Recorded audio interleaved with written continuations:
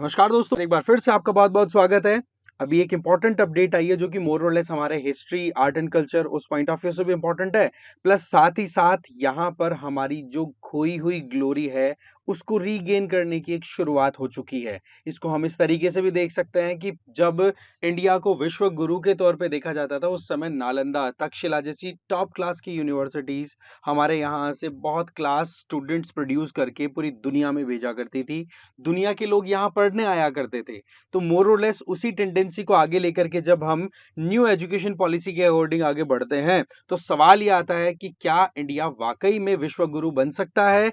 अगर बन सकता है तो क्या उसमें क्वालिटीज हैं? और दूसरा, अगर यहां पर विश्व गुरु बनने की जब बात आई रही है तो क्या कोई हर्डल्स भी है? तो उन हर्डल्स को भी हम यहां पर समझेंगे। तो चलिए, मुद्दा जो है वो क्लियर है। हमारे प्राइम मिनिस्टर नरेंद्र मोदी जी अभी नालंदा यूनिवर्सिटी के नए कैंपस के इनॉग्रेशन के लिए बिहार गए हुए हैं और ये इनॉग्रेशन कंप्लीट हो चुका है। ये अपने आप में और भी ज्यादा इंपॉर्टेंट हो जाता है जब आजादी का अमृत काल हमारा अभी चल रहा है, जहां पर हम 2047 तक इस काल को सेलिब्रेट कर रहे हैं कि हाँ भाई, हमारी आजादी के 100 साल कंप्लीट हो जाएंगे 2047 में। तब तक हम हमारी बहुत सारी चीजों को रिपेयर रीगेन करने के पूरे एफर्ट्स करेंगे। इसके अलावा ये जब यूनिवर्सिटी इनॉग्रेट हुई तो इसका एक बहुत ही इंटरेस्टिंग और बहुत इंपॉर्टेंट थीम जो था वो भी रिलीज हुआ, जिसको बोला गया बी योर ऑन लाइट। ये देखो, बहुत ही ज्यादा मोटिवेशनल लाइंस भी अपने आप में कि हमें आगे तो खुद से ही बढ़ना पड़ेगा, फिर कायनात अपने आप साथ देती चली जाएगी। तो कुल मिलाकर के मामला है लॉस्ट ग्लोरी को रीगेन करना, रिवाइव करना। तो ऐसे में जिस तरीके से आप अपनी लाइफ में अपनी यूपीएससी प्रिपरेशन में अपनी खुद की ग्लोरी बनाने के लिए लगे हुए, एग्जैक्टली वैसे ही इंडिया भी एक होलसम अप्रोच लेते हुए आगे बढ़। अब देखो, मुद्दा है कि जो एंशिएंट नालंदा यूनिवर्सिटी उसको रिवाइवल दिया जा रहा है। तो ऐसे में सबसे पहले तो मोदी जी जाते हैं विजिट पे। हाँ भाई, कि कहां कहां पर किस तरीके से डैमेज क्रिएट किया गया था उस आक्रांता के द्वारा। आक्रांता के बारे में भी हम जानेंगे। अभी के टाइम पे ये जो एंशिएंट नालंदा साइट है ये यूनेस्को वर्ल्ड हेरिटेज साइट की लिस्ट में भी कंसिडर्ड है। ये खैर आपको पता होगा, यूनेस्को बेस्ड अब की बार क्वेश्चन भी था प्रीलिम्स में। साथ ही साथ इसकी लोकेशन की बात करें तो ये बिहार के राजगीर में लोकेटेड है। आपको ये जानकर के बहुत ही एक इंपॉर्टेंट अपडेट मिलेगी, या फिर ये कहो कि एक रिकॉल होगी चीज, वो ये कि ये दुनिया की सबसे पहली रेजिडेंशियल यूनिवर्सिटी थी, जो कि क्या शो करती है कि वाकई में हमारे जो स्कॉलर्स थे, हमारे जो आप कह सकते हो पेट्रॉन्स थे, वो कितना दूर का सोचा करते थे। अब जो नई बिल्डिंग बनी है ना, इसके लिए बताया जाता है कि देखो, एरिया लगभग 400 एकड़ से भी ज्यादा है, बट 100 एकड़ का एरिया जो है वो तो मोर और लेस वाटर कंजर्वेशन या फिर सस्टेनेबिलिटी को मेंटेन करने के हिसाब से बनाया गया है। तो ये चीज नई टेक्नोलॉजी वाली अप्रोच भी डेवलप होती हुई दिखाई दे रही है। इसके अलावा नई बिल्डिंग का जो कंसेप्ट है वो दो मेन प्रिंसिपल्स पे बेस्ड है। एक तो नेट जीरो, एक वास्तु। नेट जीरो का मतलब भाई एनर्जी हो, एमिशन हो, वेस्ट हो, नेट जीरो, कुछ भी नहीं हम फालतू का एक तरीके से एनवायरमेंटल इंपैक्ट करेंगे। साथ ही साथ आर्किटेक्चर जो है वो मोर और लेस इंडियन आर्किटेक्चर पे बेस्ड है। इसका मतलब सिंपल सा क्या हुआ कि काम किया हमने आज के जमाने के हिसाब से, पर हमारे सिद्धांत है हमारे खुद की जड़ों से जुड़े हुए। तो ये चीजें यहां से आपको क्लियर होनी चाहिए। अब देखो, पुरानी जो नालंदा यूनिवर्सिटी थी ना, उसको तो देखो कुमार गुप्ता, ठीक है, गुप्ता एम्पायर के बहुत इंपॉर्टेंट रूलर कुमार गुप्ता, जिन्होंने कॉइन्स का इशू किए थे। आप देखो कि 427 AD, that means 5th century में इन्होंने इस पर्टिकुलर यूनिवर्सिटी की नींव लगवा दी थी। इस यूनिवर्सिटी की आप काबिलियत को इससे असेस कर सकते हैं, या उस क्षमता को देखो आप कि 2000 से ज्यादा टीचर्स थे, 10,000 से ज्यादा स्टूडेंट्स थे, जिनमें फॉरेनर्स भी थे, जो कि चाइना, श्रीलंका, तिब्बत, ये अपने आप में बुद्धिज्म का एक बहुत बड़ा हब हुआ करता था। और यहाँ पर जो स्टूडेंट्स पढ़ के बाहर जाते थे वो दूर दूर तक बुद्धिज्म को एक्सपेंड करने में भी सफल रहे, जिसका नतीजा ये है कि east Asia, south east Asia में बुद्धिज्म कितना ज्यादा एक्सपेंडेड है। वो बात अलग है कि इंडिया में बुद्धिज्म इतना सर्वाइव नहीं कर पाया, उसके कई कारण हैं।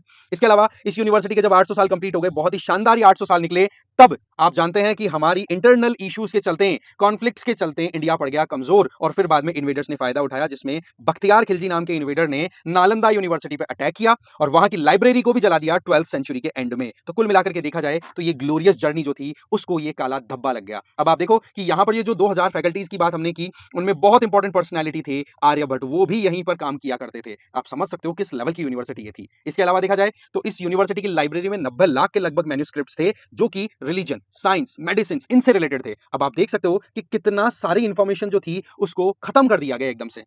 कई बार हम जब बातचीत करते हैं ना, तो जो हमारे बुजुर्ग लोग हैं या घर के बड़े हैं ना, वो एक बात बड़ी एकदम क्लियर बोलते हैं कि अगर नालंदा, तक्षशिला जैसी यूनिवर्सिटीज की जो लाइब्रेरीज थी वो बचती ना, तब हमारे पास्ट का हमें रियल पता पड़ता।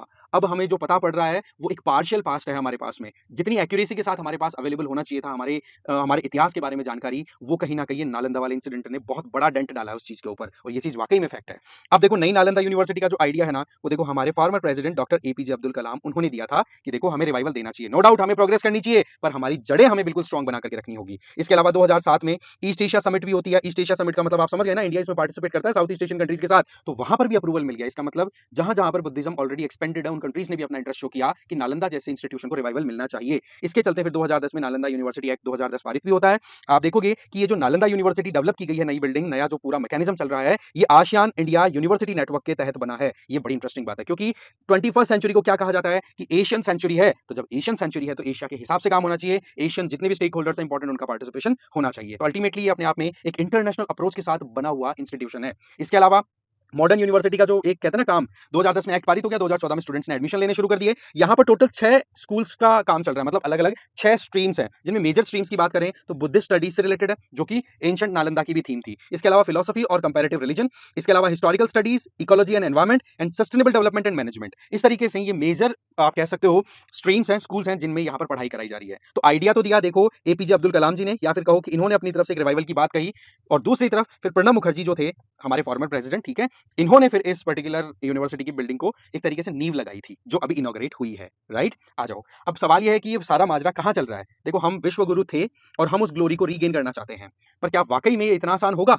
देखो, कई आंसर यहाँ पर आपको मिलेंगे। इसमें नेगेटिविटी को हमें ट्रैक करना है, उसको करेक्ट करना है। सबसे पहली चीज, अभी रिसेंट जो हम देखें कि हमारी लोकल एग्जाम सिस्टम के ऊपर कितने सवाल उठ रहे हैं। नीट वाला तो आपके सामने आ ही गया, वैसे ही बहुत सारा हाईलाइटेड मुद्दा है। तो पिछले, अगर हम कुछ रिपोर्ट्स को उठा करके देखें ना, तो ये बड़ी कंसर्निंग बात हाईलाइट होती है कि पिछले 5 सालों के अंदर, ज्यादा भी नहीं तो 41 पेपर लीक्स की न्यूज रिलीज हुई है।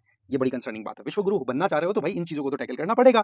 ठीक है, स्टेट लेवल जो पीसीएस की एग्जाम्स होती हैं, उसके अंदर कितने घपले आते हैं, तो ये तो देखो एग्जाम की इंटीग्रिटी मेंटेन होनी चाहिए, अदरवाइज फिर कॉन्फिडेंस लूज होता है। दूसरा, एजुकेशन के लिए जो बजटरी एलोकेशन है, वो नेशनल एजुकेशन पॉलिसी के हिसाब से भी देखें तो 6% के लगभग जाना चाहिए, बट सही मायने में देखा जाए तो जीडीपी का केवल 3.5% ही वहां पर अलोकेट हो रहा है।